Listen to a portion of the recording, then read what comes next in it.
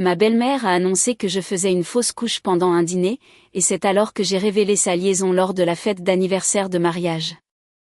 J'étais enceinte de 12 semaines quand j'ai senti quelque chose de chaud couler le long de ma jambe. Au travail, je suis allée aux toilettes et j'ai vu du sang imbiber ma robe. J'ai appelé mon mari, Maël, les mains tremblantes et je lui ai dit, quelque chose ne va pas avec le bébé. Il y a beaucoup de sang. Viens me chercher maintenant. Il a répondu, j'arrive. Ne bouge pas, et je l'ai entendu attraper ses clés de voiture et se précipiter. Quand on m'a emmené aux urgences gynécologiques et branché au moniteur, notre bébé était déjà parti. Le médecin a utilisé des termes comme « spontané » et « vous n'auriez rien pu faire ». Mais tout ce que j'ai entendu, c'est que le petit cœur que nous avions vu à l'échographie 3 semaines plus tôt s'était arrêté et qu'il n'y avait aucune raison médicale à cela. Maël s'est assis au bord de mon lit d'hôpital, a mis son visage entre ses mains et a pleuré. Je me suis approchée de lui et j'ai dit, « Je suis tellement désolée. » Il a levé les yeux et a dit, « Non, ce n'est pas de ta faute. » Il m'a attiré contre sa poitrine et nous sommes restés ainsi jusqu'à ce que l'infirmière vienne nous parler des étapes suivantes.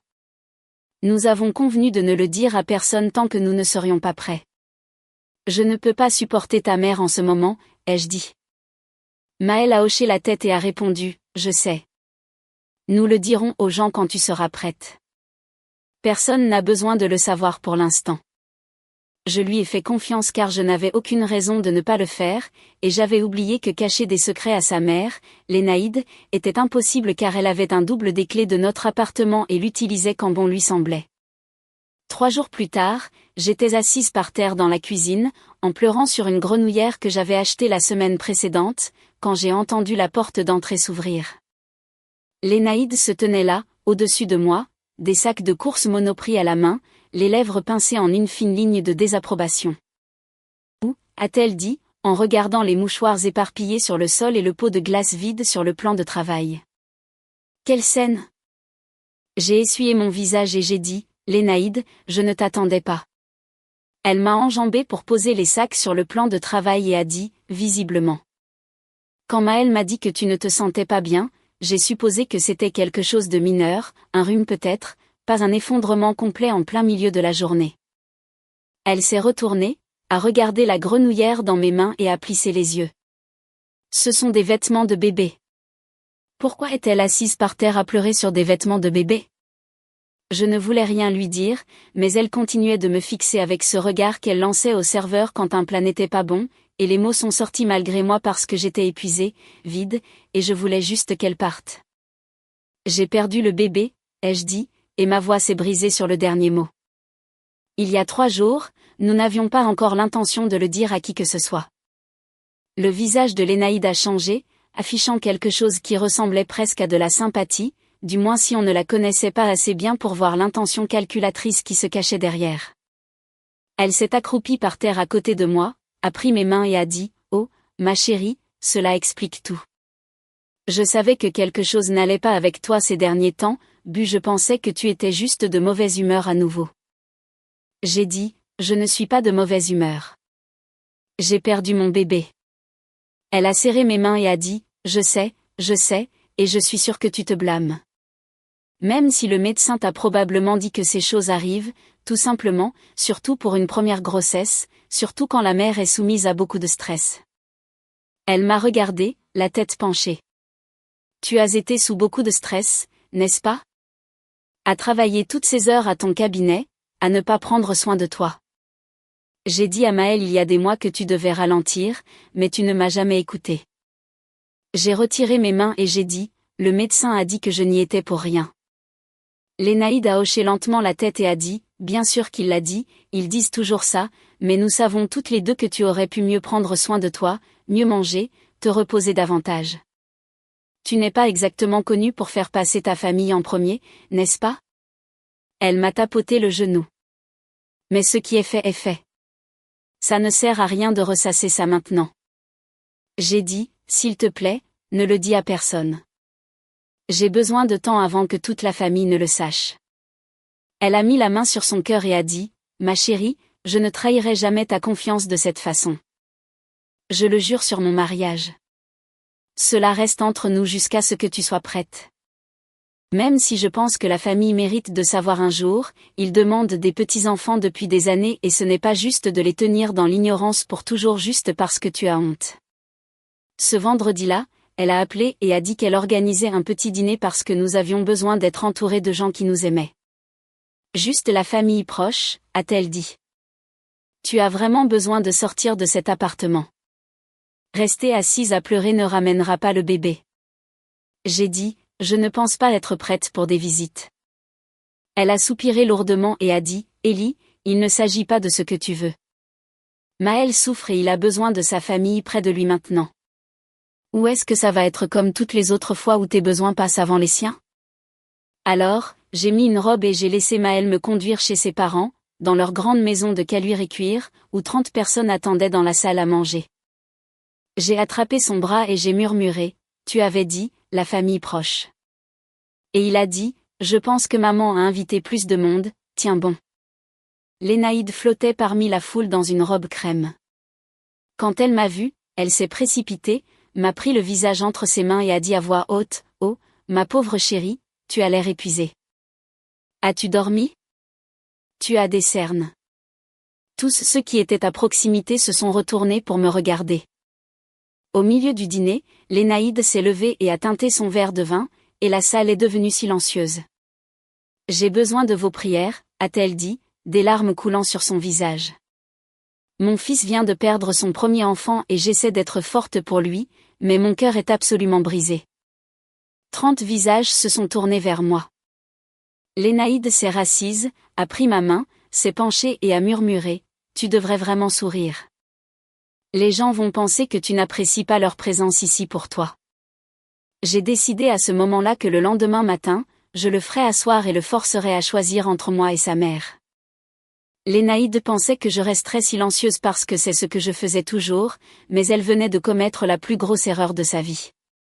Elle voulait jouer à la grand-mère et pleurer devant 30 personnes. Alors j'allais lui faire expliquer pourquoi elle avait rompu sa promesse devant son fils. Pour la première fois en 5 ans, je n'avais pas peur de ce qui se passerait quand j'arrêterais enfin d'être polie. Je vais vous raconter exactement comment cette conversation s'est déroulée.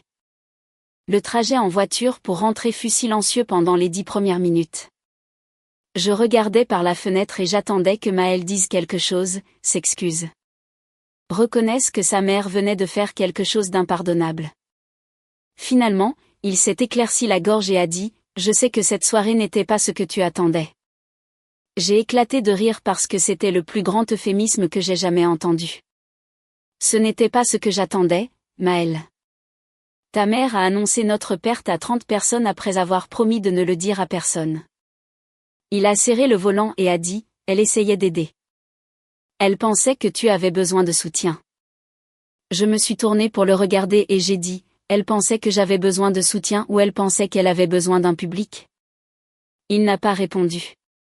Nous sommes entrés dans le garage souterrain de notre immeuble, il a coupé le moteur et est resté là, a fixé la porte du box. J'ai besoin que tu t'excuses auprès d'elle, a-t-il dit calmement. J'étais sûre d'avoir mal entendu.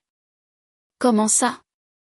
Il s'est tourné vers moi avec cette expression douce qu'il utilisait quand il était sur le point de me demander de faire quelque chose que je ne voulais pas. Tu n'as parlé à presque personne de toute la soirée, tu ne l'as pas remercié pour le dîner, tu es juste restée assise à avoir l'air misérable. Et maintenant, elle est contrariée parce qu'elle pense que tu es en colère contre elle. J'ai ouvert la bouche et l'ai refermée parce que je ne trouvais pas les mots pour ce que j'entendais. Je suis en colère contre elle, ai-je finalement dit. Elle a parlé du bébé à tout le monde après avoir promis de ne pas le faire. J'ai le droit d'être en colère, Maël. Il a soupiré et s'est frotté les yeux. Elle a fait une erreur. Elle était émue, mais l'ignorer toute la soirée était cruel. Et tu dois t'excuser d'ici demain matin. Je suis sortie de la voiture et je suis entrée dans l'appartement sans répondre. Il m'a suivie dans la chambre et a dit, Ellie, je suis sérieux. Elle m'a appelé en pleurant sur le chemin du retour. Elle pense que tu la détestes. J'ai enfilé mon pyjama et j'ai dit, super. Peut-être qu'elle devrait réfléchir à pourquoi. Il m'a regardé comme si je parlais une langue étrangère. Tu es irrationnel. Tout ce qu'elle a fait, c'est demander des prières. C'est ce que fait la famille. Je me suis glissée dans le lit, j'ai éteint la lampe et j'ai dit, si tu ne peux pas voir ce qu'elle a fait de mal, alors je ne sais pas comment te l'expliquer. Il est resté là dans le noir un long moment. Puis il est sorti et j'ai entendu la porte de la chambre d'amis se fermer derrière lui. Le lendemain matin, je me suis réveillée avec 17 messages sur WhatsApp. La tante de Maël demandant si j'allais bien parce que Lénaïde avait appelé, inquiète pour mon état mental. Sa cousine demandant si j'avais besoin de quelque chose parce qu'elle avait entendu que je ne gérais pas bien la perte. Une autre cousine disant, Lénaïde a mentionné que tu te comportais de manière erratique et si tu voulais parler à des professionnels. J'ai fait défiler message après message de personnes que je connaissais à peine, exprimant leur inquiétude pour ma stabilité, parce que Lénaïde avait passé la nuit à appeler tout le monde dans la famille pour dire que quelque chose n'allait pas avec moi. J'ai trouvé Maël dans la cuisine en train de boire un café et je lui ai montré mon téléphone. Regarde ça. Regarde ce qu'elle fait. Il a regardé l'écran et a haussé les épaules. Elle s'inquiète juste pour toi. Nous nous inquiétons tous, ai-je dit. Elle ne s'inquiète pas pour moi. Elle essaie de faire croire à tout le monde que je suis folle pour que, quand je raconterai ce qu'elle a fait, personne ne me croit. Maël a posé sa tasse de café et a dit, écoute-toi. Maintenant, tu as l'air paranoïaque. Ma mère t'aime. Elle essaie d'aider et tu agis comme si elle était une sorte de méchante. Je l'ai regardé et j'ai réalisé qu'il ne verrait jamais. Il avait passé 30 ans à être conditionné à croire que tout ce que Lénaïde faisait était par amour, et rien de ce que je pourrais dire ne défrait cette programmation en une seule conversation. 3 jours plus tard, une collègue m'a arrêté dans le couloir et m'a demandé si tout allait bien à la maison. J'ai dit, qu'est-ce que tu veux dire? Et elle a semblé mal à l'aise et a dit, ta belle-mère est allée au groupe de prière de ma paroisse hier soir. Elle a demandé à tout le monde de prier pour toi parce que tu ne prends pas soin de toi. Elle a dit, tu as des difficultés depuis la situation avec la grossesse et elle a peur que tu te fasses du mal. J'ai senti le sol tanguer sous mes pieds. Lénaïde était allée à la paroisse de ma collègue. Elle s'était levée devant des étrangers et m'avait dépeinte comme quelqu'un qui pourrait se blesser.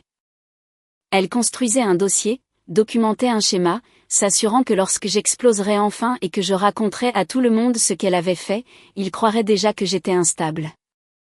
Je suis rentrée en voiture et j'ai trouvé Maël en train de regarder la télévision et j'ai dit, ta mère a dit au groupe de prière de ma collègue qu'elle a peur que je me fasse du mal.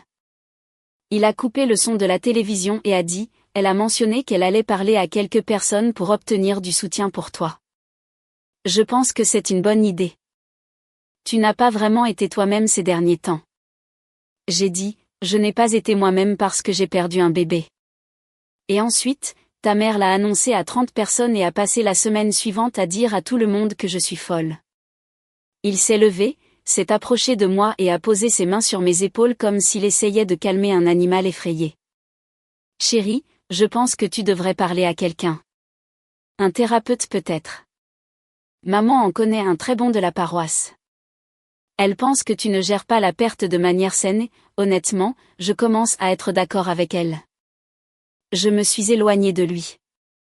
Tu veux que je voie un thérapeute recommandé par ta mère pour qu'elle puisse contrôler ce récit aussi? Il a levé les mains en l'air. Tu vois, c'est exactement de ça que je parle. Tu agis comme si tout le monde était contre toi. Ce n'est pas normal, Ellie. Ce n'est pas sain. Cette nuit-là, il a déménagé dans la chambre d'amis. Il a dit qu'il avait besoin d'espace pour réfléchir parce que je refusais de m'excuser et de chercher de l'aide, et il ne savait plus quoi faire d'autre. Je me suis allongée seule dans notre lit, fixant le plafond et pensant à la façon dont Lénaïde avait réussi à tout faire. En moins de 2 semaines, mon mari pensait que j'étais folle, sa famille pensait que j'étais folle, mes collègues pensaient que j'étais folle. Elle avait pris mon pire moment et l'avait utilisé pour détruire toutes les relations que j'avais. Et elle a fait tout ça en pleurant et en demandant des prières. Le lendemain matin, j'ai vu que Lénaïde avait publié une photo du dîner sur Facebook. C'était une photo d'elle me serrant dans ses bras à table, les yeux fermés et le visage pressé contre mes cheveux. La légende disait, s'il vous plaît, priez pour ma douce belle-fille pendant cette période difficile. Elle lutte, Mais notre famille l'aidera à surmonter cela. 200 likes. 40 commentaires sur la belle-mère incroyable qu'elle était, une douzaine de personnes identifiant des ressources de santé mentale à lire pour moi. J'ai pris des captures d'écran de tout et les ai envoyées à mon meilleur ami, Damien, avec le message « Suis-je folle ou est-ce que c'est de la folie ?» Il m'a appelé immédiatement. Mais qu'est-ce qui ne va pas avec cette femme? Elle publie sur ta perte sur Facebook et fait comme si tu faisais une dépression nerveuse. Je lui ai tout raconté. Le dîner, les messages, le groupe de prière. Maëlle qui s'installe dans la chambre d'amis. Damien est resté silencieux un long moment, puis a dit « Tu dois partir de là. Cette femme essaie de te détruire et ton mari l'aide à le faire. » J'ai dit « Je ne peux pas simplement partir. » Où irai-je? Il a dit « Tu peux rester avec moi, mais Ellie, je suis sérieux. Ce qu'elle fait n'est pas normal. C'est calculé. Elle prépare quelque chose contre toi et tu dois découvrir ce que c'est avant qu'elle ne finisse de monter son dossier. » J'ai remercié, raccroché et je suis restée assise dans ma cuisine, me demandant comment ma vie avait pu s'effondrer si complètement en 2 semaines. J'avais perdu mon bébé, j'avais perdu mon mari, j'avais perdu ma réputation, et Lénaïde était dehors à recueillir de la sympathie et des prières pendant que j'étais assise seule dans un appartement qui ne me semblait plus être le mien. J'ai accepté d'aider à organiser la fête d'anniversaire de mariage de Lénaïde, mais je ne suis pas allée là-bas pour plier des serviettes. Elle pensait que m'envoyer seule chez elle était sans danger, car elle avait déjà convaincu tout le monde que j'étais la folle. Mais les femmes comme Lénaïde ont toujours des secrets et j'allais fouiller chaque pièce jusqu'à trouver quelque chose qui prouverait qui elle était vraiment. Elle n'avait aucune idée de ce qu'elle me donnait. Quand elle m'a tendu ses clés, ce que j'ai trouvé dans son placard a absolument tout changé. 2 semaines après le dîner, Lénaïde a appelé et a dit qu'elle avait besoin d'aide pour organiser sa fête pour ses 30 ans de mariage. Kevin est en déplacement jusqu'à jeudi et je ne peux pas tout faire toute seule, a-t-elle dit avec cette voix douce qui me donnait envie de jeter le téléphone à travers la pièce. Tu viendras aider, n'est-ce pas? Ça signifierait beaucoup pour moi. J'ai dit oui parce que Maëlle était juste là et parce que je savais que refuser lui donnerait plus de munitions. Elle dirait à tout le monde que j'étais trop instable pour aider à une simple fête, ajoutant cela à sa liste de preuves que quelque chose n'allait pas avec moi. Donc, le samedi matin, j'ai conduit jusqu'à chez elle et j'ai passé 3 heures à transporter des cartons et à repasser des nappes pendant qu'elle supervisait depuis le canapé, pointant du doigt tout ce que je faisais de mal. Les serviettes doivent être pliées en cygne, pas en rectangle, a-t-elle dit sans quitter son téléphone des yeux. Et ces centres de table doivent aller du côté ouest de la pièce. La lumière y est meilleure pour les photos. J'ai hoché la tête, ajusté, réorganisé, et fantasmé de sortir par la porte pour ne jamais revenir. Vers midi, elle m'a envoyé à l'étage chercher des chaises supplémentaires dans le placard de sa chambre. Elles sont tout au fond, a-t-elle crié derrière moi. Derrière les boîtes. Fais attention de ne rien déranger en cherchant. Je suis montée, je suis entrée dans la chambre principale et j'ai ouvert la porte du dressing. C'était immense. Un dressing de la taille de mon salon avec des étagères, des tiroirs et des portants à vêtements organisés par couleur.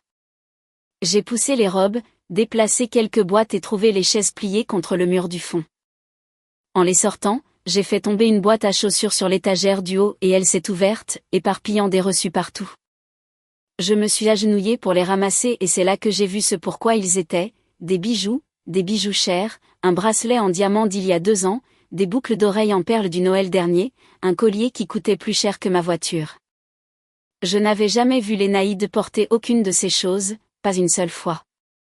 Je remettais les reçus en place quand j'ai entendu son téléphone vibrer sur la table de chevet de la chambre.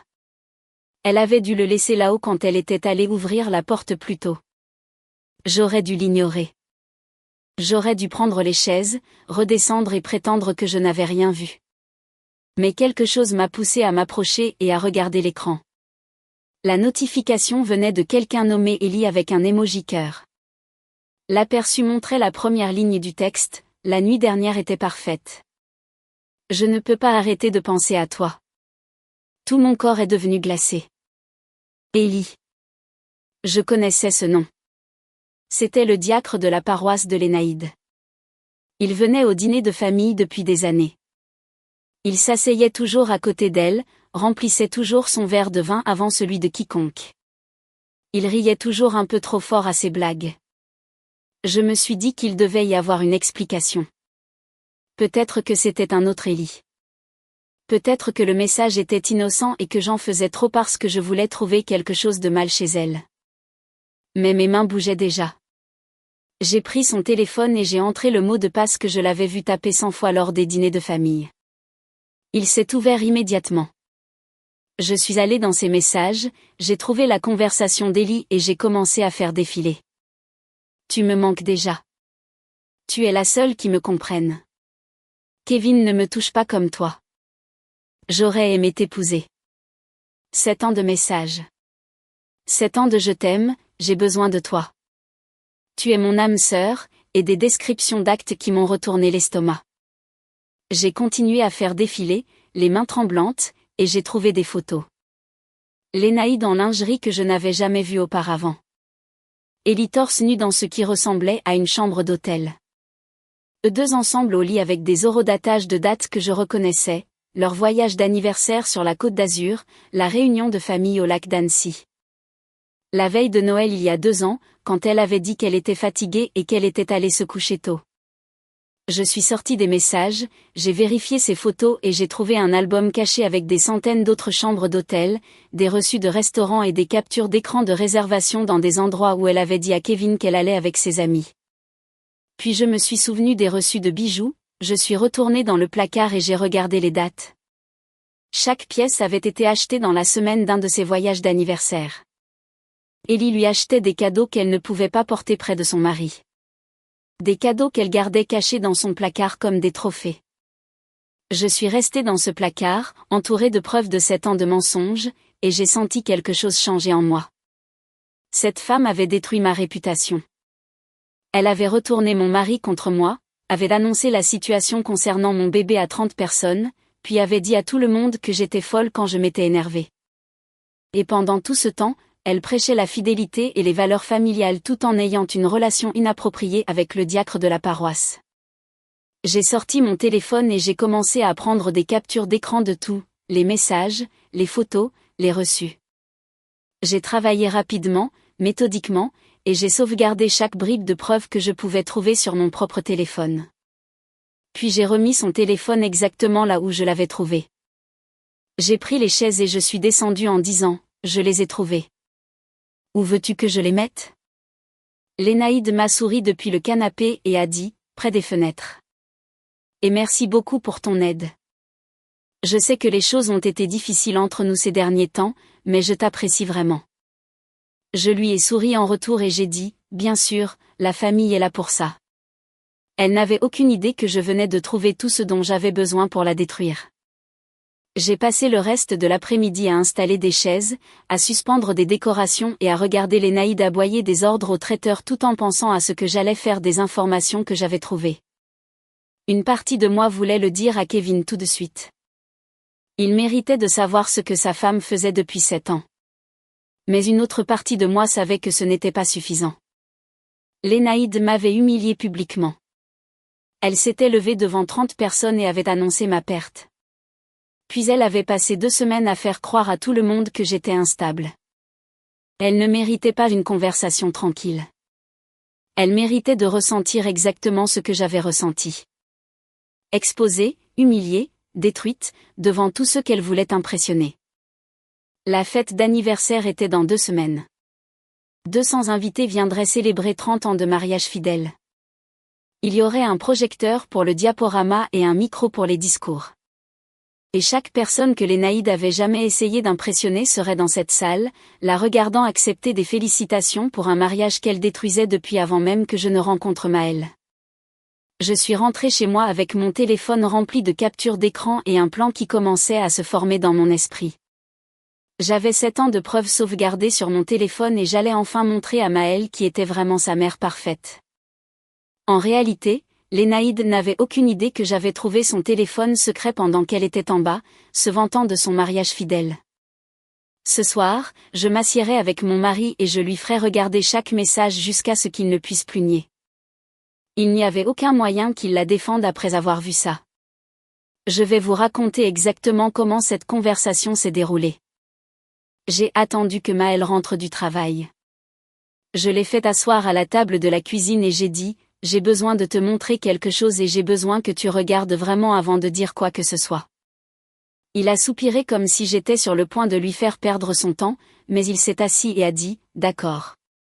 Qu'est-ce que c'est ? J'ai fait glisser mon téléphone sur la table avec les messages d'Élie ouverts à l'écran. J'ai trouvé ça sur le téléphone de ta mère. Aujourd'hui, elle a une liaison avec le diacre Élie depuis 7 ans.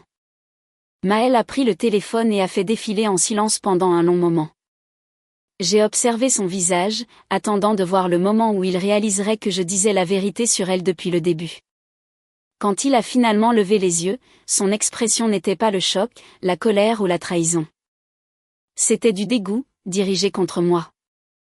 Tu as fouillé dans le téléphone de ma mère, a-t-il dit, en clignant des yeux. J'ai lu ce qu'il y a dedans. Elle trompe ton père depuis 7 ans avec le diacre de la paroisse. Il y a des photos et des reçus. Et il s'est levé et a jeté mon téléphone sur la table. Je me fiche de ce qu'il y a dedans. Tu as envahi le téléphone de ma mère et violé sa vie privée, et maintenant tu essaies d'utiliser ce que tu as trouvé pour me retourner contre elle. Je pouvais sentir le sol bouger sous mes pieds. Je n'ai rien envahi. Elle a laissé le téléphone en haut et j'ai vu une notification de message et j'ai regardé pourquoi. Parce que tu es obsédé par l'idée de prouver qu'elle est mauvaise, m'a-t-il interrompu brusquement.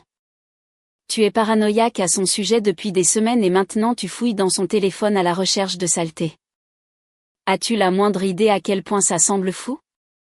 J'ai attrapé le téléphone et l'ai tenu à la hauteur de ses yeux. Regarde les photos, Maël. Regarde les dates. Elle était avec lui lors du voyage d'anniversaire de tes parents. Elle était avec lui la veille de Noël. Ce n'est pas de la paranoïa. C'est la preuve. Il a secoué la tête lentement, refusant de traiter l'information. Ou c'est faux ? Tu aurais pu inventer tout ça. Retoucher les messages, créer de fausses captures d'écran pour la piéger parce que tu es jalouse de notre proximité. Je l'ai regardé et j'ai réalisé qu'il ne me croirait jamais. Peu importe les preuves que j'avais, il avait passé 30 ans à croire tout ce que sa mère disait. Et rien ne changerait ça, pas même la preuve de sa liaison. Je n'ai rien falsifié, ai-je dit calmement. Mais tu vas croire ce que tu veux croire, n'est-ce pas ? Il s'est dirigé vers la porte et s'est arrêté. Je vais rester chez ma mère ce soir. Je pense que tu as besoin de temps seul pour réfléchir à ce que tu as fait. Il est sorti et je suis restée assise à la table de la cuisine, regardant les captures d'écran sur mon téléphone, me demandant comment Lénaïde avait réussi à gagner, même quand j'avais la preuve de son pire secret. Le lendemain matin, je me suis réveillée avec un SMS d'un numéro que je ne reconnaissais pas. Il disait, « Je sais ce que tu as trouvé. Tais-toi ou je dirai à tout le monde que tu as provoqué ta propre perte. » Mon corps tout entier s'est glacé. J'ai fixé le message, je l'ai relu 3 fois, et j'ai senti mes mains commencer à trembler. Elle savait. D'une manière ou d'une autre, elle savait que j'avais trouvé les messages et au lieu d'avoir peur, elle me menaçait. J'ai appelé Maël et il n'a pas répondu. J'ai rappelé et c'est allé directement à la messagerie vocale. J'ai conduit jusqu'à la maison de Lénaïde et je les ai trouvés assis ensemble sur la terrasse, buvant du café comme si de rien n'était. Quand je suis sortie de la voiture, Lénaïde a souri et a dit « Bonjour, ma chérie. Bien dormi ?» Maël a complété. « Tu as des problèmes de sommeil ces derniers temps ?» J'ai levé mon téléphone et lui ai montré le message. « Tu as envoyé ça. » Elle a penché la tête avec une confusion étudiée. « Envoyé quoi ? Je ne sais pas de quoi tu parles. » Maël a pris le téléphone, a lu le message et son visage s'est durci. « Tu te le laisses probablement envoyer à toi-même, a-t-il dit, pour la faire passer pour une méchante, tout comme tu as falsifié ses captures d'écran. » Lénaïde a tendu la main, lui a tapoté le bras et a dit « C'est bon, chérie. » Elle ne va pas bien. Nous le savons tous les deux. Il est peut-être temps de parler de lui obtenir une aide réelle avant qu'elle ne fasse quelque chose qu'elle ne puisse pas défaire. Je les ai regardés tous les deux, mère et fils, unis contre moi, et j'ai réalisé qu'une confrontation privée ne fonctionnerait jamais. Lénaïde avait passé 30 ans à entraîner Maël à la croire avant quiconque. Elle avait des plans de secours, des excuses et des larmes prêtes pour chaque accusation que je pourrais lui lancer. Si je voulais la démasquer, je devrais le faire quelque part où elle ne pourrait pas tordre l'histoire. Quelque part où tout le monde pourrait voir les preuves par eux-mêmes et se faire leur propre jugement. Quelque part où elle ne pourrait pas murmurer à l'oreille de Maël ce qui s'était vraiment passé. La fête d'anniversaire de mariage était dans 6 jours. 200 témoins, un écran de projecteur, un microphone. Si elle voulait célébrer 30 ans de mariage fidèle, je m'assurerais que tout le monde voit exactement à quoi ressemblaient ces 30 ans. La confrontation privée a échoué, alors j'allais détruire Lénaïde devant tous ceux qu'elle avait toujours voulu impressionner. Elle pensait avoir gagné parce que Maël l'avait choisie, mais elle avait oublié les 200 invités qui venaient célébrer son mariage parfait. Cette fête aurait un projecteur et un micro, et j'utiliserais les deux. Elle voulait jouer à l'épouse dévouée devant ses amis, alors je la laisserais jouer son rôle jusqu'au moment où je lui retirerais le tapis de sous les pieds. Le soir de la fête, je suis restée devant mon placard pendant 20 minutes, essayant de décider quoi porter. Maël n'était pas rentré à la maison depuis 4 jours. Il restait chez sa mère et ne m'envoyait des messages que pour demander si je m'étais calmée. J'ai choisi une robe rouge que j'avais achetée il y a des années et que je n'avais jamais portée parce que Lénaïde avait dit un jour que le rouge attirait trop l'attention pour quelqu'un avec ma peau. Je me suis maquillée lentement et soigneusement, pensant à ce que j'étais sur le point de faire. La clé USB était déjà dans mon sac. J'avais passé les 5 derniers jours à tout organiser. Les messages classés par date, les photos par ordre chronologique, une chronologie montrant exactement quand chaque étape de la liaison avait eu lieu. Et quel mensonge Lénaïde avait raconté à Kevin pour le couvrir. J'ai conduit seul jusqu'au lieu de la réception. C'était une salle de réception dans un domaine chic près de Lyon. Des lustres en cristal, des nappes blanches et 200 invités sur leur 31, attendant de célébrer 30 ans de ce qu'ils pensaient être un mariage fidèle. Lénaïde m'a vu dès que je suis entrée et s'est précipitée, les bras ouverts. « Ellie, tu es venue. » Elle m'a attirée dans une étreinte et m'a murmuré à l'oreille, « Souris ou tout le monde pensera que tu fais une autre crise. » J'ai souri et répondu, « Je ne manquerai ça pour rien au monde, Lénaïde. Cette soirée sera inoubliable. » Elle s'est reculée et m'a regardée avec quelque chose qui ressemblait à de la suspicion dans les yeux, mais quelqu'un a crié son nom et elle s'est envolée pour accepter plus de compliments sur sa robe, sa décoration et son beau mariage. J'ai trouvé ma place à une table au fond et j'ai regardé la salle se remplir de gens qui n'avaient aucune idée de ce qu'ils célébraient vraiment. Kevin était près du bar, l'air mal à l'aise dans son costume. Il n'a jamais aimé les grandes fêtes et m'a dit un jour que Lénaïde planifiait ses événements pour elle-même et qu'il se contentait d'apparaître là où elle lui disait d'aller. Maël est apparu à ma table et s'est assis sans me regarder. « Je n'étais pas sûr que tu viendrais, » a-t-il dit calmement. J'ai répondu, « Je n'étais pas sûr non plus, mais j'ai décidé que je ne voulais pas manquer la grande soirée de ta mère. » Il m'a regardé avec quelque chose qui ressemblait à de l'espoir dans les yeux. « Ça veut dire que tu es prête à t'excuser et à passer à autre chose ? » J'ai pris ma coupe de champagne, j'ai bu une longue gorgée et j'ai dit, « Je pense que beaucoup de choses vont changer ce soir. On verra comment ça se passe. » Le programme a commencé à 20h. Lénaïde avait planifié chaque minute. D'abord un diaporama de photos de leurs 30 ans ensemble. Puis des discours de la famille et des amis.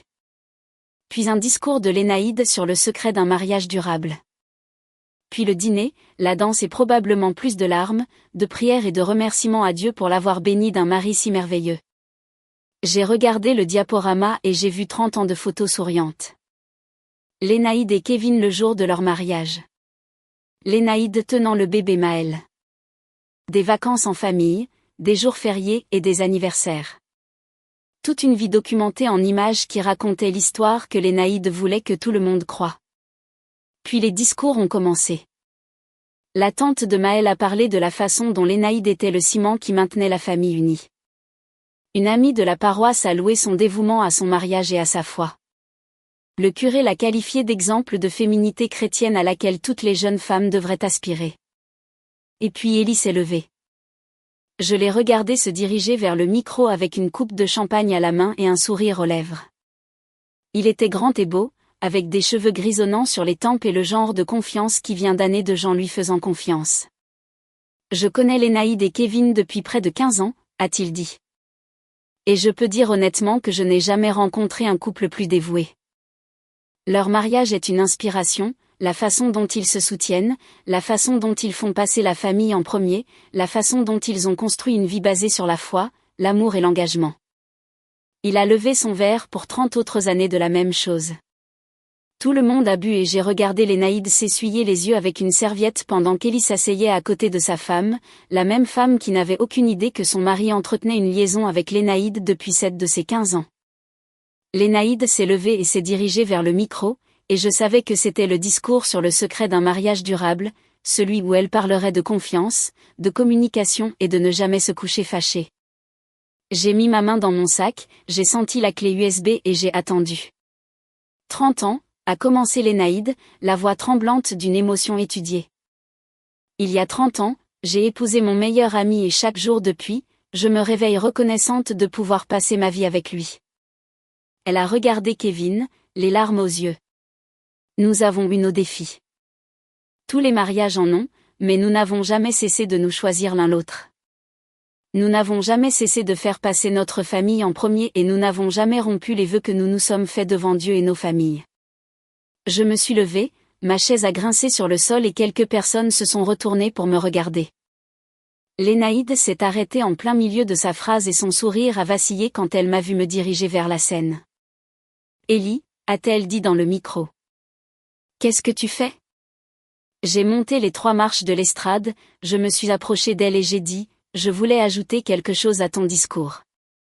Si ça ne te dérange pas. Le visage de Lénaïde est passé par plusieurs expressions en succession rapide. Confusion, suspicion, puis un sourire qui n'atteignait pas ses yeux. Bien sûr, ma chérie, que voulais-tu dire ? Elle s'est éloignée du micro et j'ai fait un pas en avant. En regardant les 200 visages qui me fixaient, j'ai trouvé Kevin à la table d'honneur. J'ai trouvé Maël, figé sur sa chaise.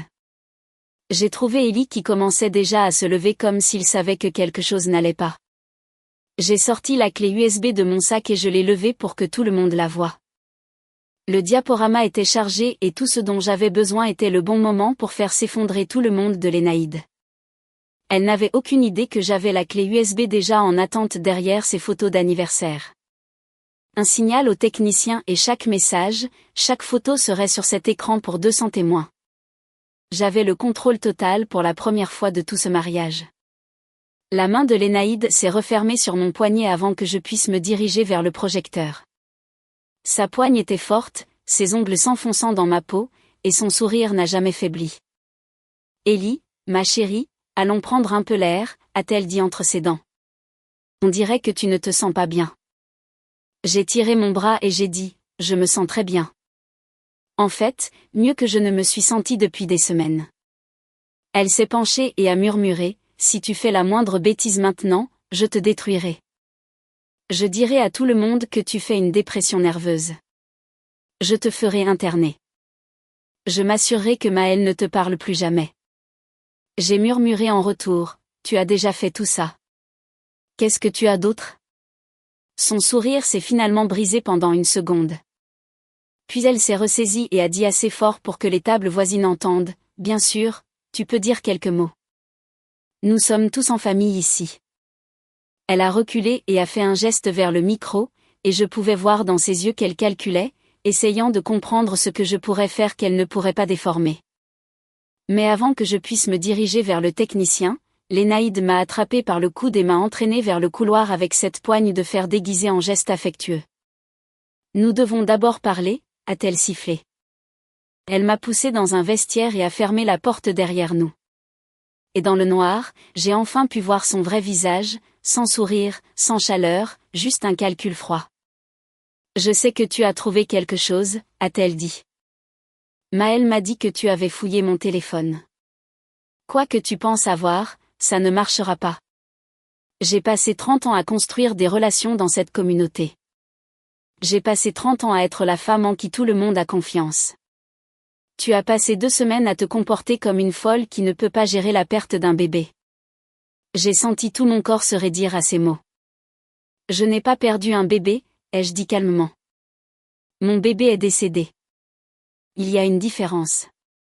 Lénaïde a agité la main avec dédain. Pareil. Le fait est que personne ne te croira plus tôt que moi. Tu pourrais avoir des preuves vidéo et ils penseraient quand même que tu les as falsifiées parce que je leur ai déjà dit à quel point tu as été instable, paranoïaque, obsédé par l'idée de me détruire. Elle s'est approchée et je pouvais sentir son parfum mélangé au champagne. Alors voilà ce qui va se passer. Tu vas retourner là-bas, sourire et applaudir pendant mon discours, et te comporter comme une belle fille solidaire. Et puis tu rentreras chez toi, tu feras tes valises, tu demanderas le divorce et tu disparaîtras de la vie de mon fils pour toujours. Si tu fais ça discrètement, je ne dirai à personne ce qui s'est vraiment passé avec ta perte. Mon sang s'est glacé. Que veux-tu dire par ce qui s'est vraiment passé? Elle a souri et c'était l'expression la plus cruelle que j'ai jamais vue sur un visage humain. Je veux dire que le stress provoque ces situations. Tout le monde le sait.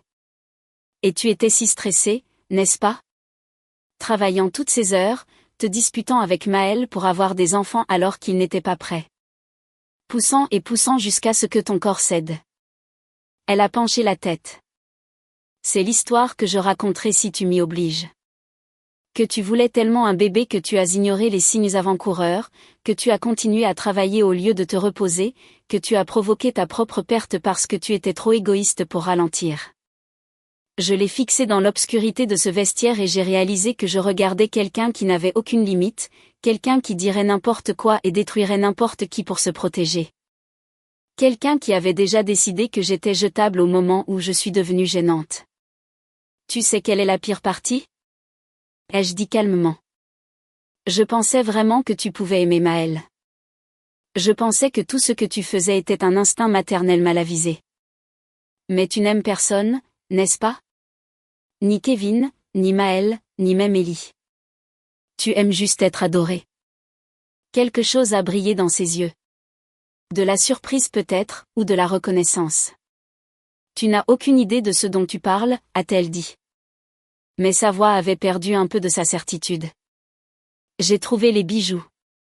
J'ai dit, le bracelet en diamant, les perles, le collier, tous ces cadeaux d'Ellie que tu ne peux pas porter près de ton mari. Tu les gardes cachés dans ton placard comme des trophées, comme une preuve que quelqu'un te veut. Son visage est devenu pâle dans la pénombre. C'est de ça qu'il s'est toujours agi, n'est-ce pas? Pas d'amour, pas de famille, juste s'assurer que tout le monde te voit comme parfaite, désirable, comme le centre de tout. La main de Lénaïde a jailli et m'a attrapé à la gorge. Pas assez fort pour m'étouffer, mais assez fort pour faire passer son message.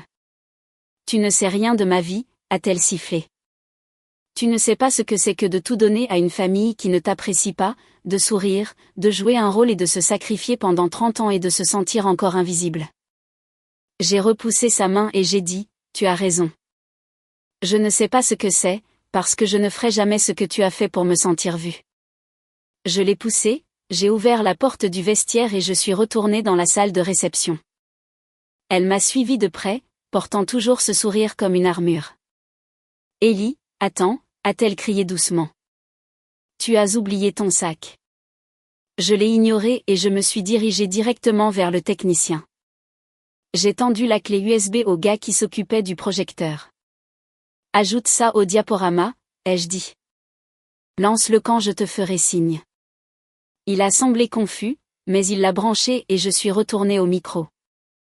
Lénaïde se tenait près de la scène, me regardant avec les yeux plissés. Elle ne savait toujours pas ce que j'avais. Elle pensait toujours qu'elle pourrait déformer ce qui allait suivre. Elle n'avait aucune idée que tout ce qu'elle avait construit était sur le point de s'effondrer. Je veux remercier tout le monde d'être ici ce soir, ai-je dit. Ma voix était ferme, même si mon cœur battait à tout rompre. Lénaïde parle de cette fête depuis des mois. 30 ans de mariage, 30 ans de fidélité, 30 ans à faire passer sa famille en premier. J'ai fait une pause et j'ai regardé Lénaïde. Elle m'observait avec ce sourire encore figé sur son visage. Mais avant de continuer à célébrer, je pense que tout le monde mérite de savoir la vérité sur ce à quoi ressemblaient vraiment ces 30 ans. J'ai fait un signe de tête au technicien. L'écran derrière moi a clignoté et est passé du diaporama de photos de mariage à quelque chose de complètement différent. La première image était un message texte. La nuit dernière était parfaite. Je ne peux pas arrêter de penser à toi. La suivante était une photo de Lénaïde et Ellie dans une chambre d'hôtel datant de 5 ans. La troisième était un texte qui disait « J'aurais aimé t'épouser au lieu de Kevin ». La salle est devenue complètement silencieuse. J'ai regardé 200 visages traiter ce qu'ils voyaient.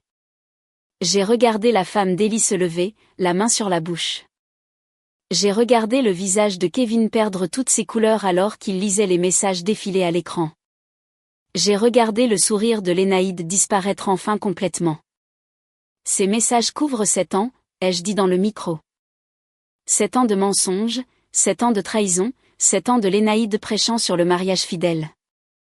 Tout en ayant une relation inappropriée avec le diacre de la paroisse. Lénaïde s'était lancée vers les commandes du projecteur, mais 2 cousins de Maël lui ont bloqué le passage. Ellie se dirigeait déjà vers la porte, mais 3 témoins de mariage de la salle voisine avaient entendu l'agitation et se tenaient sur son chemin. J'ai continué à parler. Elle a annoncé ma perte à 30 personnes après avoir promis de garder le secret. Elle a dit à tout le monde que j'étais mentalement instable.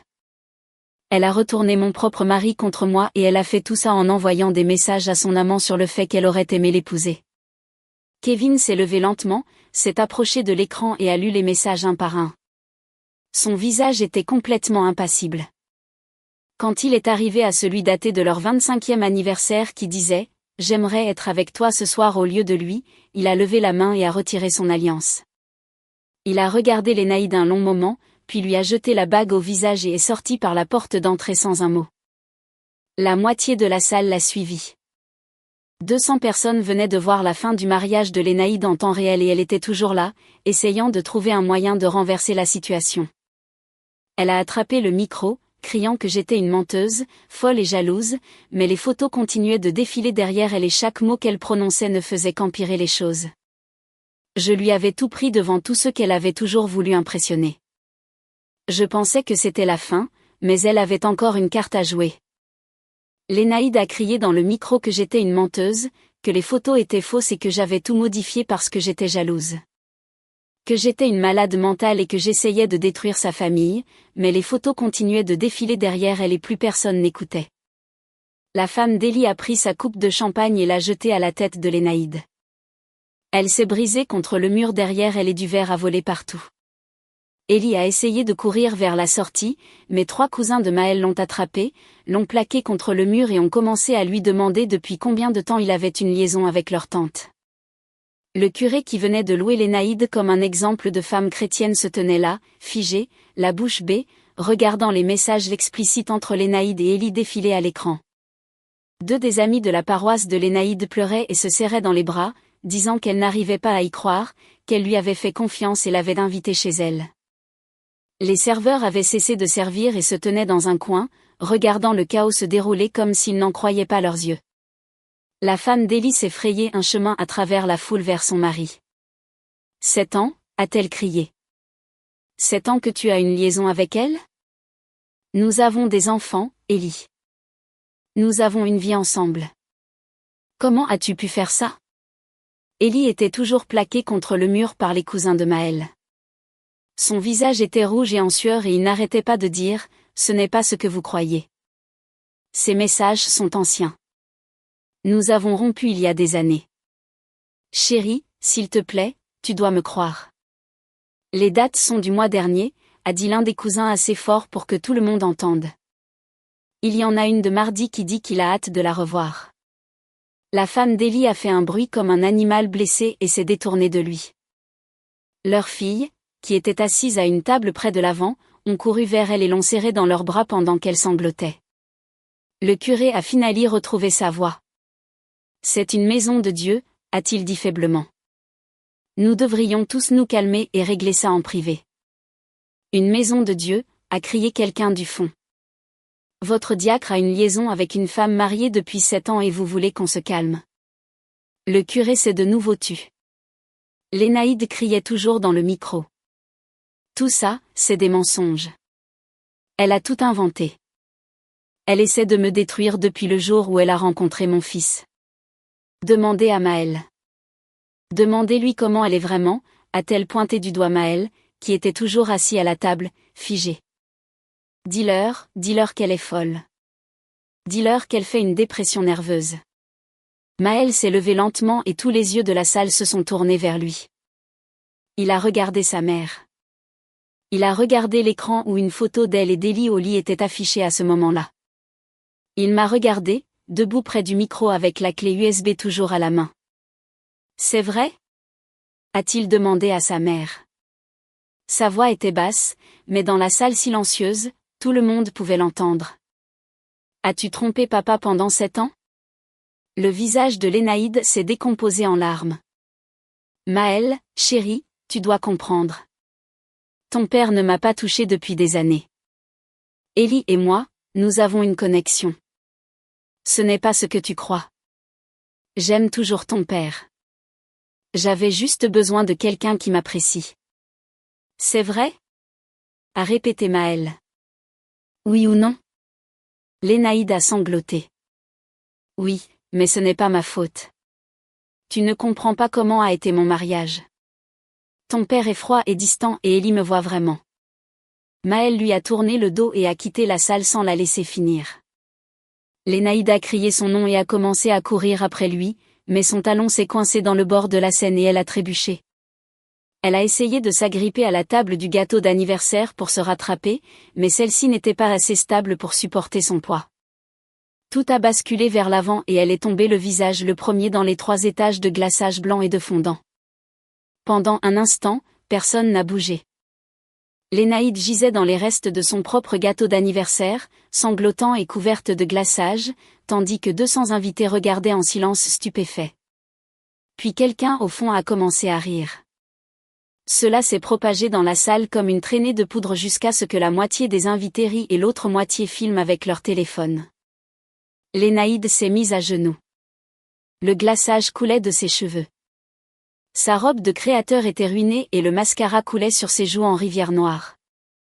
Elle a regardé autour d'elle, toutes ces personnes qui avaient passé des années à dire à quel point elle était parfaite, et n'a trouvé que du dégoût, de la pitié et des rires à peine contenus. « Arrêtez de filmer », a-t-elle crié. « Arrêtez ça maintenant. C'est une affaire de famille privée. Vous avez perdu le droit à la vie privée quand vous avez rendu publique ma perte, ai-je dit dans le micro. Maintenant, tout le monde peut voir qui vous êtes vraiment. Je suis descendue de la scène et je me suis dirigée vers la sortie.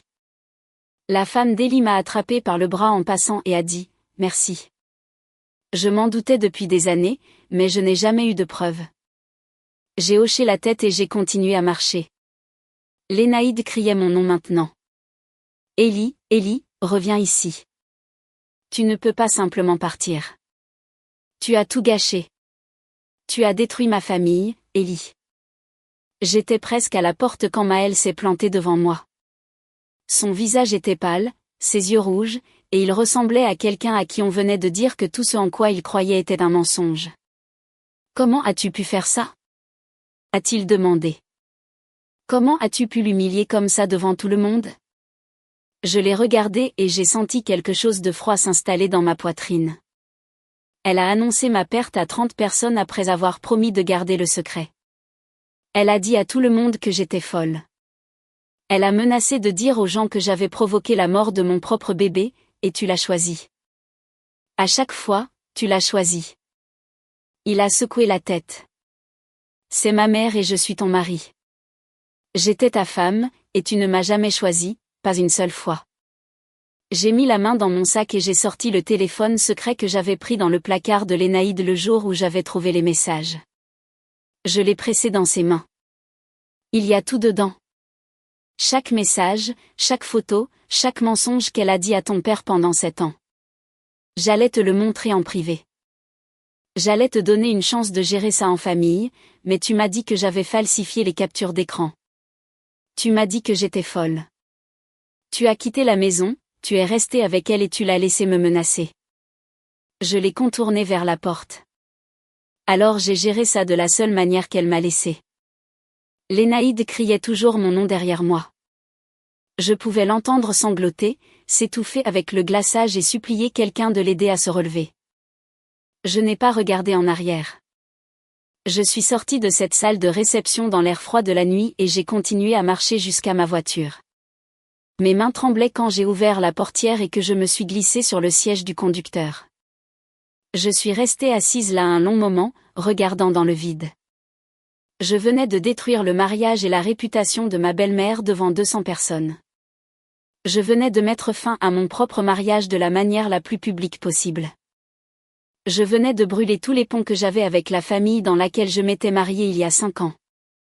Et je ne me sentais pas coupable, je ne me sentais pas mal. Je me sentais libre, pour la première fois depuis ce dîner où l'Énaïde avait annoncé ma perte à 30 personnes. Je sentais que je pouvais enfin respirer. Mon téléphone a vibré. Un message de Damien. Je viens de voir sur Facebook que quelque chose s'est passé à la fête d'anniversaire. Tu vas bien? Que as-tu fait? J'ai répondu. Je te raconterai tout. Je peux rester chez toi ce soir? Il a répondu immédiatement. Je prépare déjà la chambre d'amis. Rentre bien. J'ai démarré la voiture, j'ai quitté le parking et j'ai conduit vers l'appartement de Damien, sans un regard en arrière pour le domaine où ma belle-mère était encore couverte de gâteaux et pleurait sur la façon dont j'avais ruiné sa vie. Elle avait ruiné la mienne en premier. Commentaire, cette histoire me touche profondément à travers les thèmes qu'elle explore. Je crois que le respect de soi est notre ancre la plus solide face à la tempête. Parfois, les situations les plus douloureuses nous obligent à poser des limites claires pour nous protéger. Choisir la vérité demande un immense courage, surtout lorsque le silence semble être la voie la plus simple. La véritable guérison commence souvent par la décision difficile de s'éloigner de ce qui nous fait du mal. Dans les moments de grande vulnérabilité, la gentillesse est le soutien le plus précieux. Chacun est responsable du climat, positif ou négatif, qu'il crée autour de lui. Le plus grand acte de force n'est pas de gagner une bataille, mais de choisir sa propre paix intérieure. J'espère que vous trouverez toujours la force de faire ce choix pour vous-même. Prenez soin de vous et des limites qui protègent votre cœur. Cette histoire vous a plu? Laissez un commentaire et abonnez-vous pour soutenir la chaîne. D'autres histoires arrivent bientôt.